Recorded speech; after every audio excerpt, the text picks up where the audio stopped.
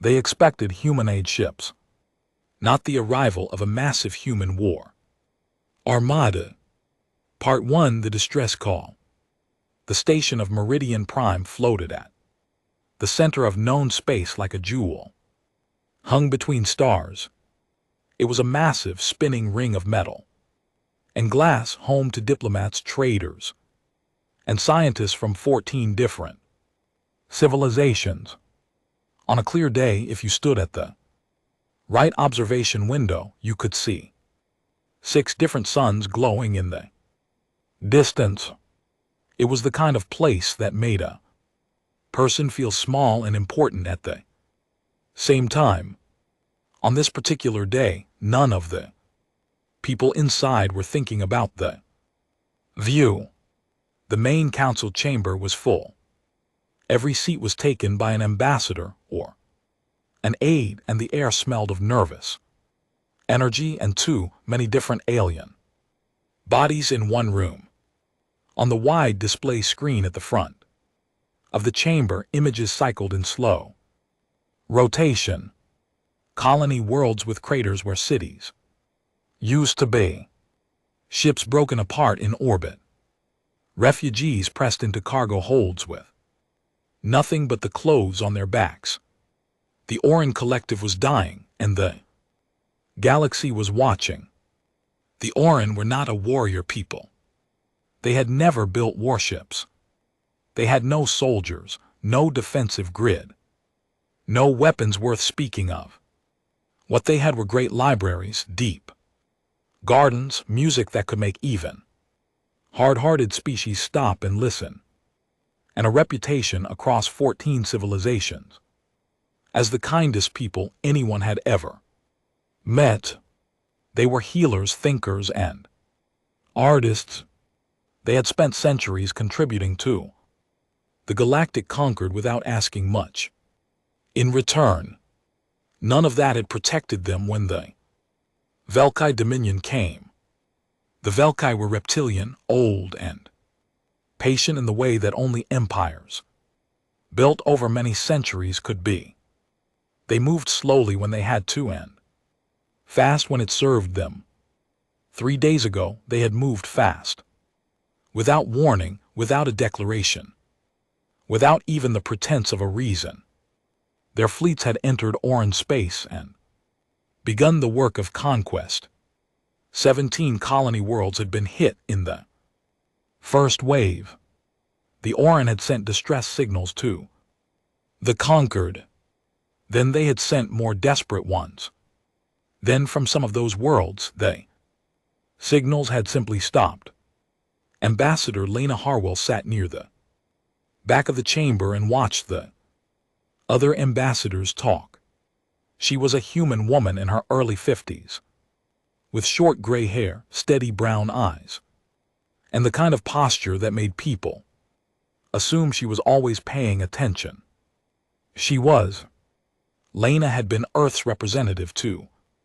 The galactic conquered for 11 years, and in that time she had learned one important thing about the way most alien civilizations thought about humanity. They did not think about humanity very much at all. Humans were young.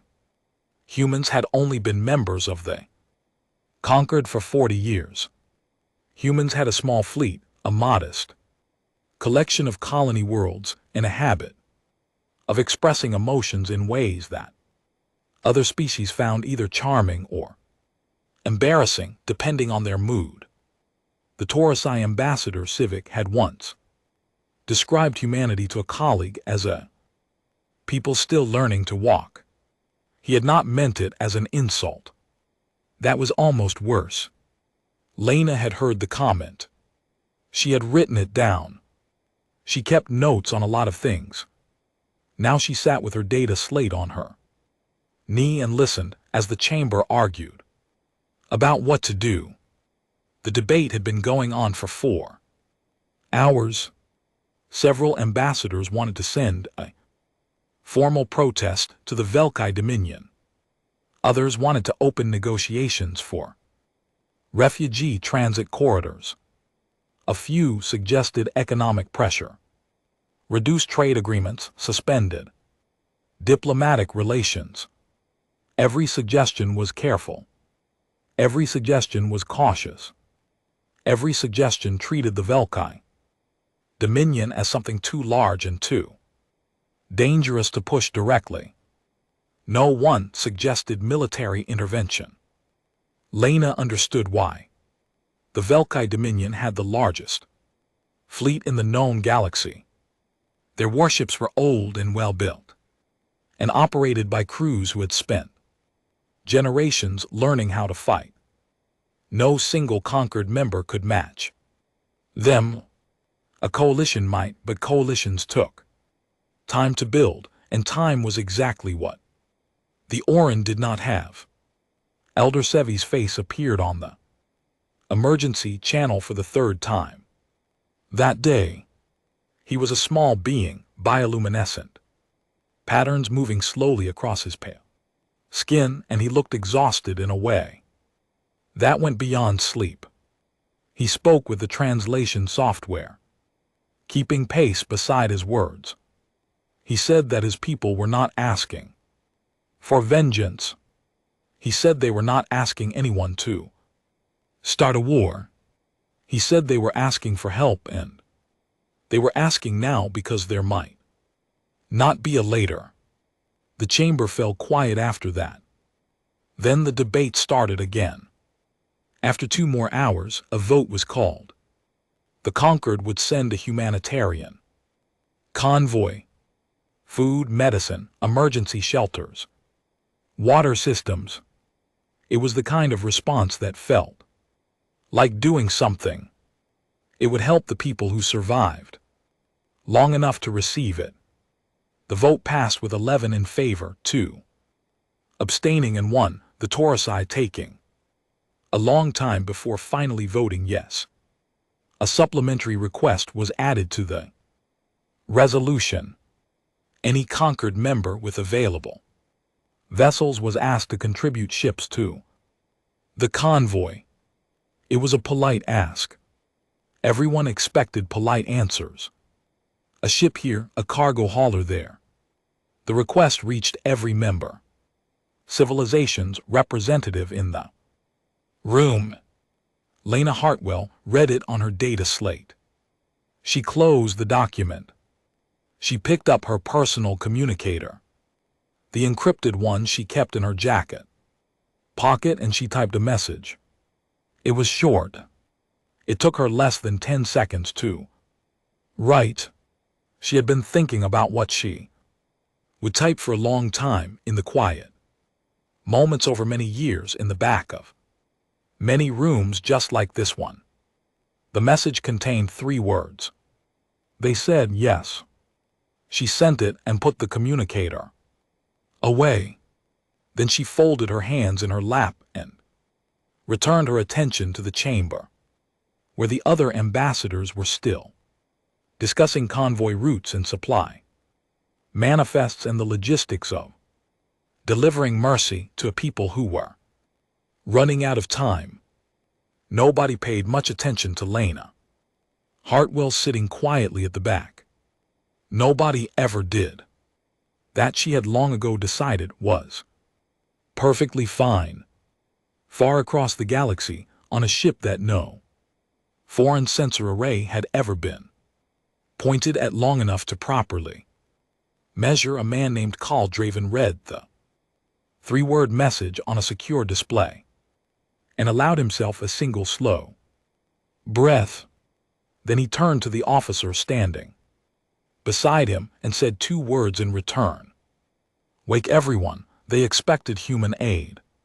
Ships, not the arrival of a massive human war. Armada. Part 2, something is coming. The Velkai patrol ship sat at the edge of orange space like a guard dog on a long leash. Its name, translated into Conquered Standard, meant unyielding fang, which was a very Velkai sort of name for a ship. It was a medium-sized vessel, well armed, with a crew of 60 and a captain. named Skaz, who had been running border patrols for most of his adult life. Skaz was not worried. The Concord had voted to send a humanitarian convoy. His intelligence reports had told him this: a few supply ships, some medical haulers, maybe a small armed escort if the Concord was feeling brave, which in his experience they rarely were. He had already decided how he would handle it. He would intercept the convoy at the boundary marker, demand they identify themselves under Dominion transit protocols, and make them wait for clearance, just long enough to be inconvenient, just long enough to remind them who was in charge of this part of space now. He was reviewing the patrol schedule when his sensor operator called out from across the bridge. The operator's voice was calm at first. A contact on long range. Probably the convoy coming in earlier than expected. Skesh told him to get a reading and not bother him until there was something worth talking about. A minute passed. Then two. Then the sensor operator spoke again, and this time his voice was different. Skesh crossed the bridge in 4 steps and looked at the display himself. The screen was showing a cluster of subspace distortion signatures, the kind that indicated ships dropping out of faster-than-light travel. He counted the signatures on the screen. Then he counted them again because the first count had not seemed right. It still was not right. He told his sensor operator to recalibrate the array. The operator did. The signatures did not change. If anything, there were more of them, now appearing at the edges of the skin range as more ships finished their transit and settled into real space. Skesh opened a channel to Fleet Command and began describing what he was seeing. There was a pause on the other end, then a request to recalibrate again. He said he already had. Another pause, longer this time. Then a senior officer's voice, slower and more careful than before, asking him to hold his position and continue reporting. He kept watching the display. The signatures kept coming. Far away on the capital station of Meridian Prime, a communications officer knocked on the door of the main council chamber and entered without waiting to be invited. The ambassadors were still debating convoy logistics. They looked up. The officer's expression stopped the room. She said that something large was entering orange space from the direction of Earth. The chamber went very quiet. Screens lit up around the room as aides pulled data from the long-range sensor network. Numbers began appearing. Contact counts began updating. One ambassador asked for clarification. The number on the screen updated again, higher than before, and nobody asked for clarification after that. Ambassador Chivik of the Taurasi stood up from his seat and walked to the nearest display. He had served in the Concord for 40 years. He had dealt with every kind of crisis that 14 civilizations could produce. He was not by nature a man who was easily startled. He looked at the contact count for a long moment. Then he sat back down very slowly. Nobody in the chamber noticed that Ambassador Lena Hardwell was not in her seat. She had left 2 hours earlier, quietly, telling only her aide that she had some private communications to attend to. On the edge of orange space, the Velkai fleet was no longer going about its business. Supreme Commander Vreth the Unbroken had received Skaz's report and a dozen others like it, and now he stood on the bridge of his flagship and looked at the tactical display with an expression that nobody on his crew had seen on his face before. Vreth was a large being even by Velkai standards, with dark-scaled skin and eyes the color of old copper. He had commanded warships since he was young, and he had never in all that time seen a sensor reading that made him want to look away. He was not going to look away now, but he was also not going to pretend that what he was seeing made easy sense. The human ships were registering in whole classifications as intelligence. Division had no records for. There were vessel profiles among them that were simply unknown, sizes that did not match anything in the conquered member fleet databases, and the databases were thorough. The Velkai had spent a great deal of time and money making sure they understood exactly what every conquered civilization was capable of putting into space. Apparently, they had missed some things. His tactical officer gave him the current count. Vreth asked her to give it to him again. She did. The number was the same. He asked her if there was any possibility of a sensor error. She said she had checked 3 times. He asked her if there was any possibility that these were not military ships. She pulled up the whole profile analysis on the nearest screen. He looked at it. He did not ask any more questions about whether they were military ships. He thought for a moment about the Oran worlds his fleet had taken. 17 colony worlds. Good territory. Rich in certain minerals the Dominion needed. The campaign had been going smoothly, ahead of schedule with minimal resistance. The conquered had protested. He had ignored the protests. He had done this before. The conquered always protested. The conquered never did anything about it. He was beginning to revise that assumption. Elder Sevi of the Oran was on a refugee transport moving away from his homeworld when one of his aides touched his shoulder very gently. The elder had not slept in 2 days. He had spent those 2 days watching reports from his people, counting losses, trying to hold himself steady enough to be useful to those who needed him. He had been grateful for every aid worker, every supply ship, every small kindness that any civilization had sent. He had learned to be grateful for small things because small things were all that had come. His aide told him that human ships were entering the system. Sevi asked how many. His aide did not answer right away. Instead, he turned the display screen so the elder could see it.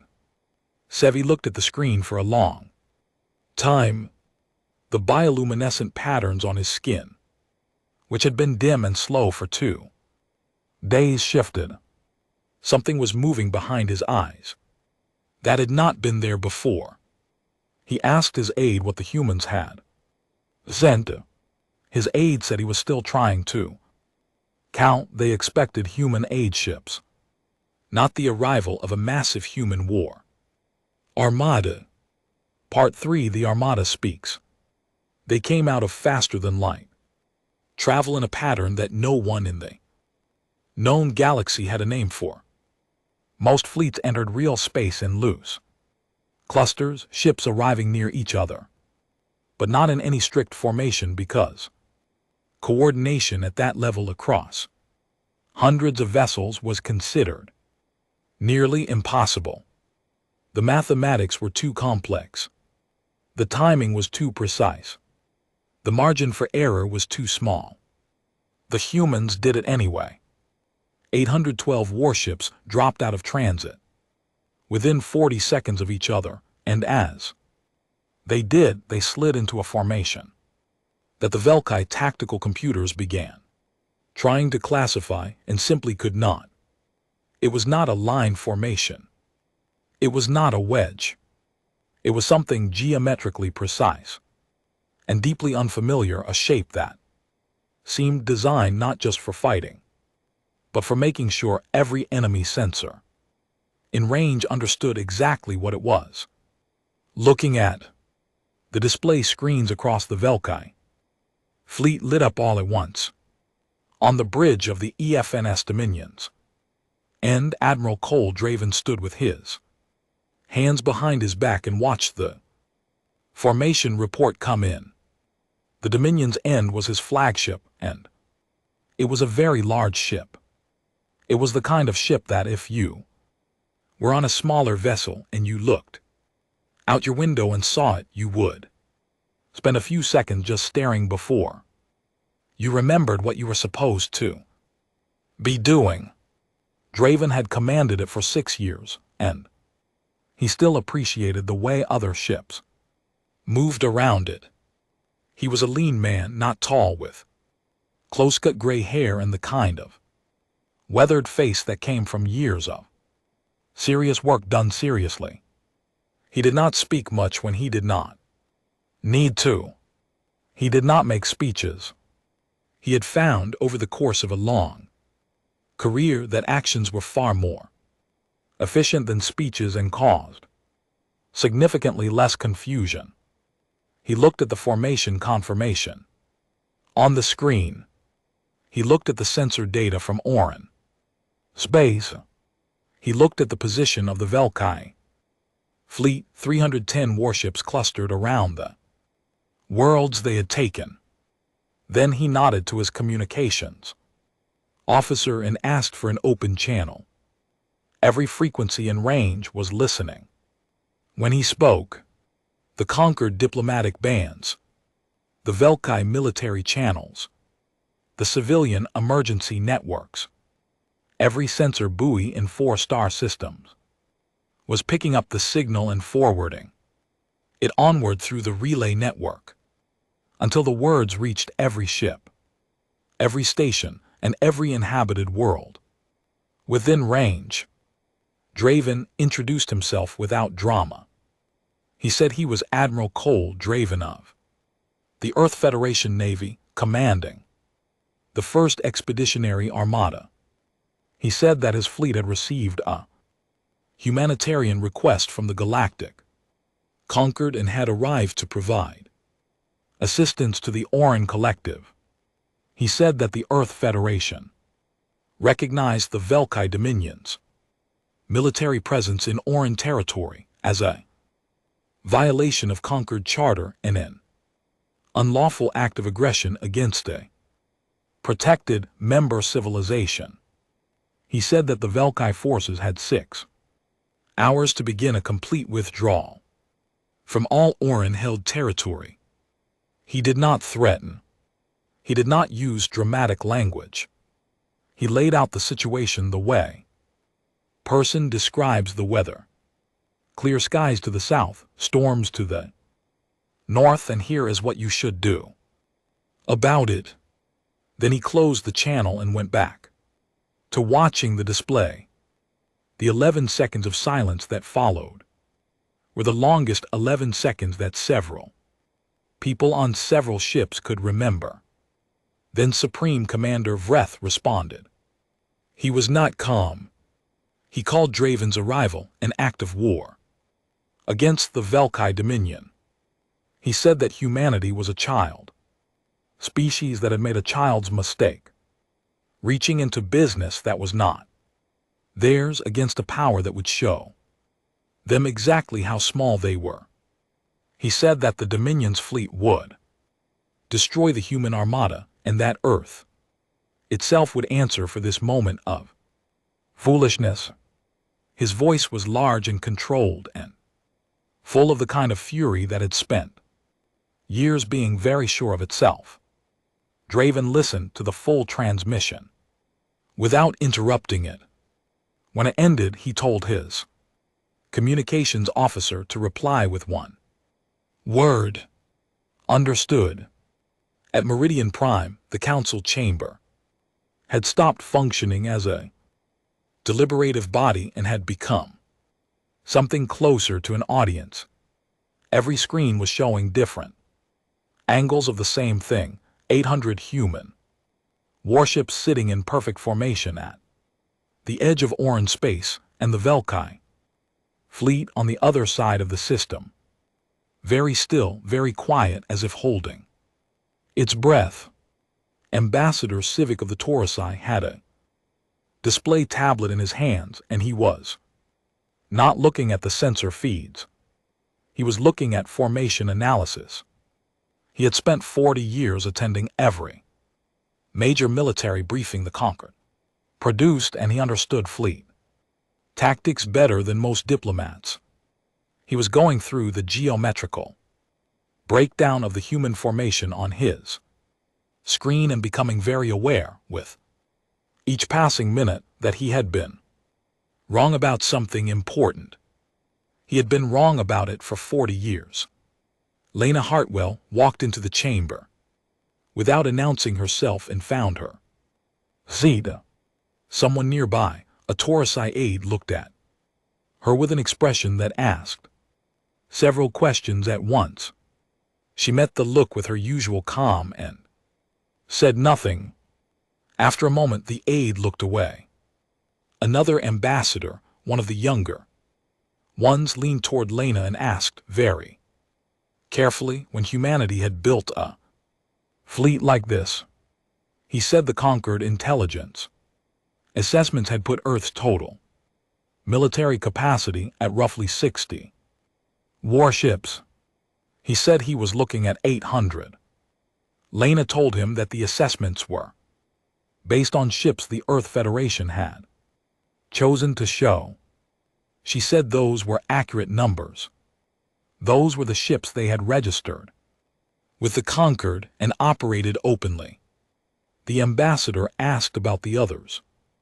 Lena said that Earth had been building ships for 29 years since the last time the Velkai Dominion swallowed a smaller civilization, while the conquered drafted formal protest letters and called it action. She said that nobody had asked what else Earth might be building, so Earth had not felt the need to offer the information. She said it quietly and without any heat in her voice, which somehow made it harder to answer. On his refugee transport, Elder Seviev, the Orin had stopped trying to count the human ships. There were too many of them. Instead, he had asked his aide to find out the name of the human admiral, because he wanted to send a message. He did not know yet what all the words would be. He knew the first two, and he thought that was probably enough to start. The 6-hour clock was running. In orange space, across the wreckage of 17 colony worlds, something had shifted in the air. The Velkai fleet commanders were receiving the same data their supreme commander had, and they were doing their own arithmetic quietly in the places where commanders do their private thinking. The math was not going in any direction they expected human ships, not the arrival of a massive human war. Armada. Part 4, the weight of 800 ships. 5 hours and 40 minutes after Admiral Koldraven gave the withdrawal order, the Velkai fleet had not moved. Vreth the Unbroken had spent the time doing several things at once. He had sent emergency signals to Dominion-aligned systems requesting reinforcements. He had ordered his fleet into a tighter defensive grouping around the largest of the captured Orin worlds. He had released a statement on the Dominion's internal broadcast network, describing the situation as a human provocation and promising a swift and decisive answer. He had done all of these things with the efficiency of a man who had commanded armies for most of his life. He had also, in the quieter moments between decisions, been doing mathematics. The numbers were not cooperating with him. His fleet in Orion space numbered 310 warships. They were not small ships, and they were not crewed by frightened soldiers. Every vessel in his command had been built by the finest engineers the Dominion could produce, and every sailor aboard had earned their position in years of hard service. They were as good a fighting force as the Velkai could put into space. The human formation sitting across the system from them numbered 812 ships, even without accounting for the whole classifications that his tactical division still could not properly identify. The raw numbers were significant, but numbers alone had never frightened Vreth. He had won battles against larger forces before. Size was not everything. What concerned him more than the count was the formation. His tactical officer, a sharp and experienced woman named Veka, had been running analysis on the human formation since the moment it appeared. She kept updating her assessment. The updates kept saying the same thing. In different ways, the formation was not defensive. It was not positioned to absorb an attack. It was designed to deliver one from multiple angles with overlapping fields of fire in a way that gave his fleet very few good options for response. Veka was not a woman who overstated things, and she was not overstating things now. Vreth had listened to her assessments. Then he had started thinking about the reinforcements he had requested. They would not arrive in time. He had known this within the first hour. The nearest Allied system was too far. The math on that was also very clear. Commander Yusuf Strand stood beside Admiral Draven on the bridge of the Dominion's end and walked through the engagement projections on the shared display. Strand was a young man for his rank, with a quick mind and the habit of preparing 3 answers before anyone finished asking a question. He had spent the last several hours building engagement models under every scenario he could imagine, including ones where Dominion reinforcements arrived early and ones where the Velkai fleet attempted unusual tactics. In every model, the outcome was the same. He told Draven this. He said it plainly without gloating, because Strand understood that a battle that had not yet been fought was not yet a victory, and also because he had too much respect for Draven to do anything other than tell him the truth straight. Draven listened. He asked a few questions. Then he told Strand he wanted a second transmission prepared, not for Vreth, but for the individual ship captains of the Velkai fleet. He said it should contain the same engagement projections that Strand had just shown him. He said it should also contain something else, a guarantee. Any Velkai vessel that began withdrawal before the clock ran out would be given safe and unobstructed passage out of Oran space. No pursuit. No engagement. No conditions. Strand wrote it up in 15 minutes. It went out on a directed channel to every Velkai ship commander in the system. On the Velkai warship Patience of Iron, a captain named Drez read the transmission twice.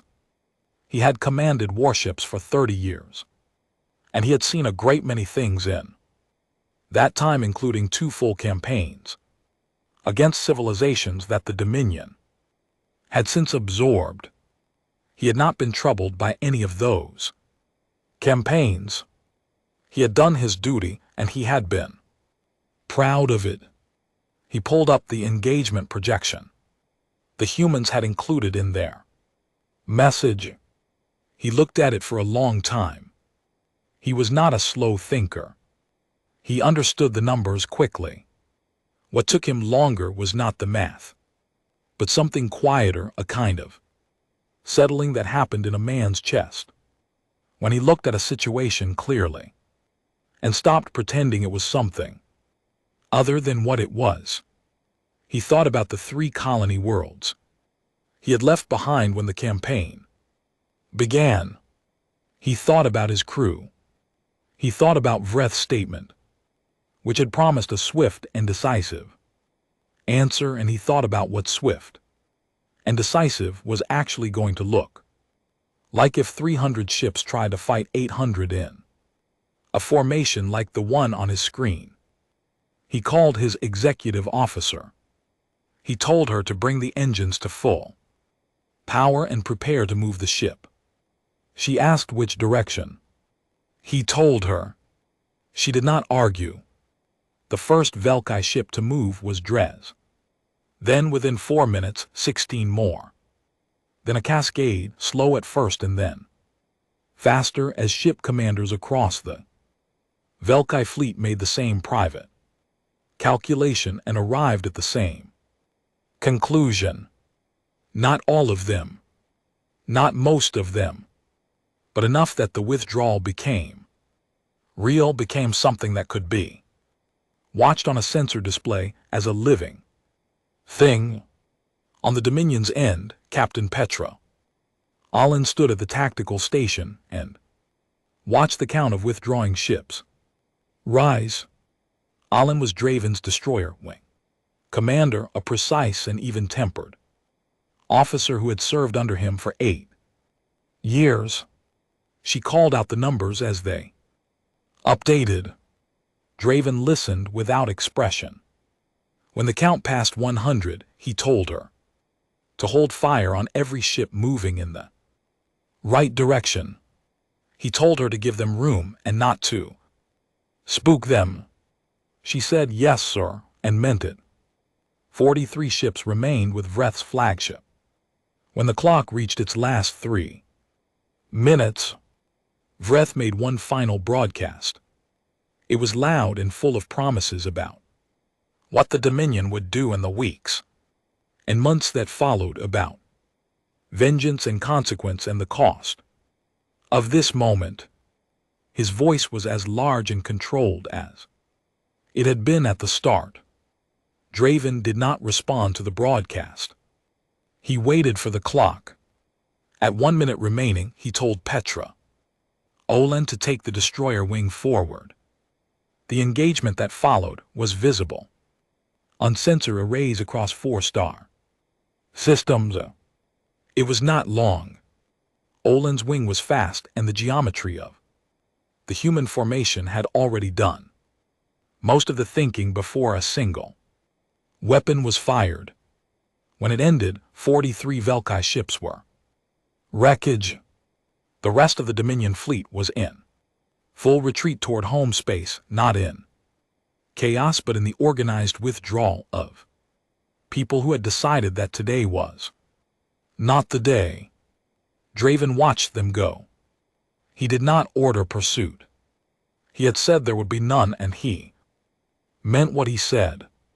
He told his navigation officer to plot a course for Orin Prime, not to hold it, not to occupy it, to stand next to it the way you stand next to something that matters so that everyone can see you are there. They expected human aid ships, not the arrival of a massive human war. Armada. Part 5: What Humanity Sent. 2 weeks after the engagement, Orin Prime was still scarred but no longer burning. The marks on the planet were visible. From orbit, dark lines where cities had been hit, pale patches where fires had moved through forests. Some of the damage would take years to repair. Some of it would take generations. But the ships that were now in orbit above the planet were not warships, or not only warships.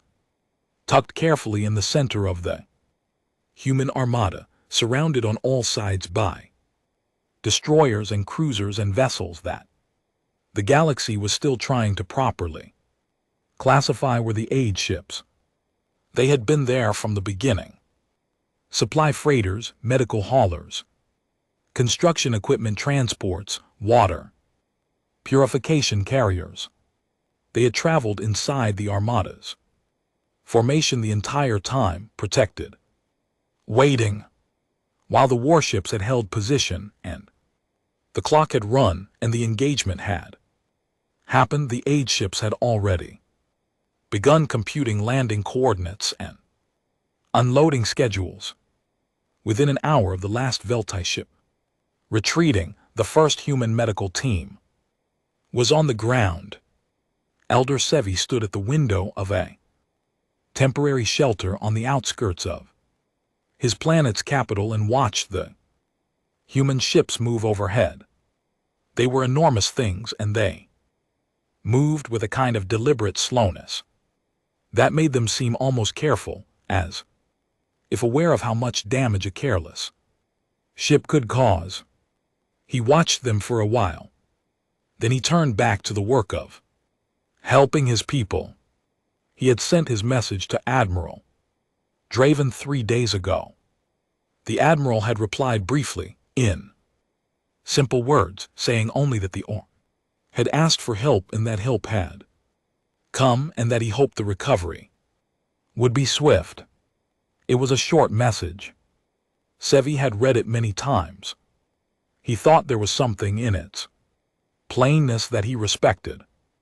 The galactic Concord session at Meridian Prime was the quietest one in living memory.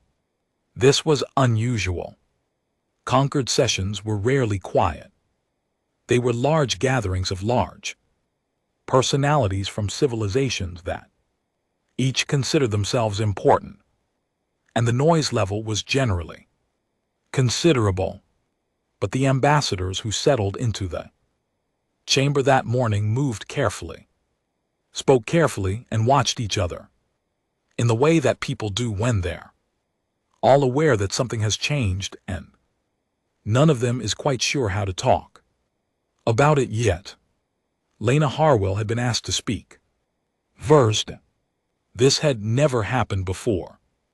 In 11 years, as Earth's representative, she had always spoken somewhere in the middle of the session after the more senior ambassadors had established the tone. Nobody had ever asked her to go first. She took a moment at the podium, long enough to arrange her thoughts exactly the way she wanted them, and then she spoke. She told them that Earth had maintained the first expeditionary armada for 29 years.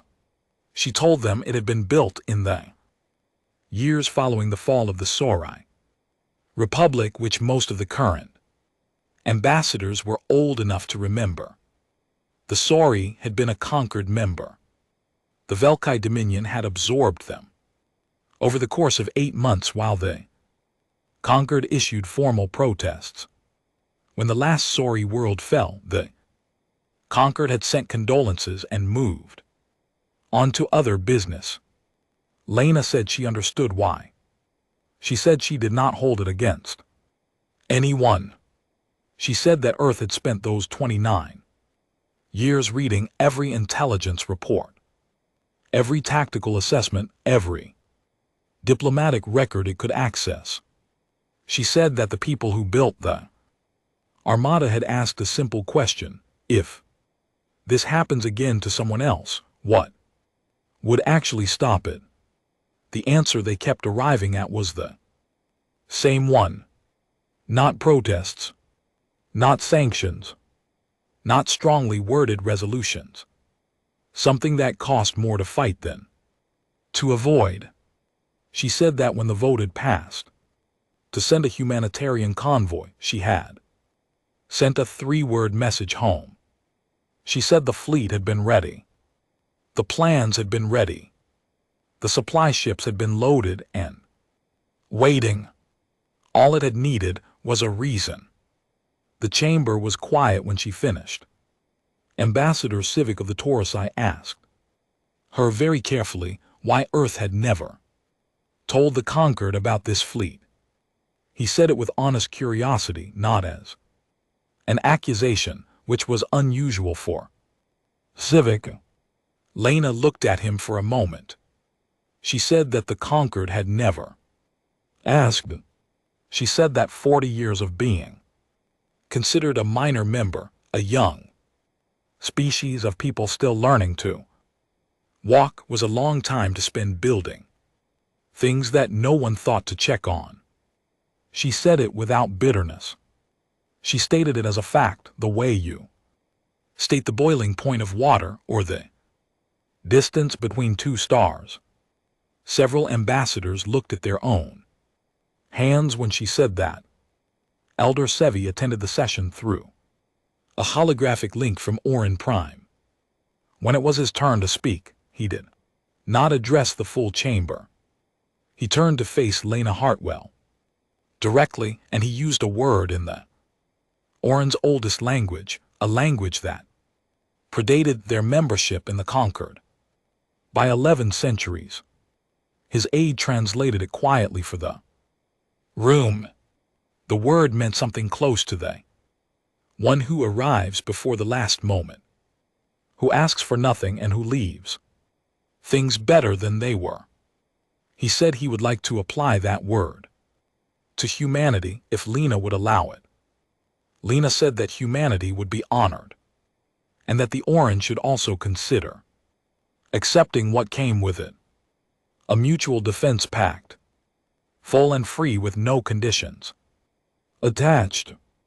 Because the next time something like this began, she did not want to wait for a humanitarian vote. The pact went to a vote. 12 of 14 conquered members voted in favor. The 2 who abstained did so without comment. Neither of them requested the floor. Both of them requested a private meeting with Ambassador Hardwell the following morning. She agreed to both meetings. On the bridge of the Dominion's end, Admiral Cole Draven stood with Commander Yusuf Strand and Captain Petra Olin and watched repair drones work on the hull of a damaged Orin colony ship somewhere below them. The drones were small and the ship was large, and the work was slow, but it was happening. The colony ship was going to be repaired. That seemed at the moment like a thing worth watching. Strand mentioned that the Velkai Dominion would be making decisions soon about how to respond to what had happened.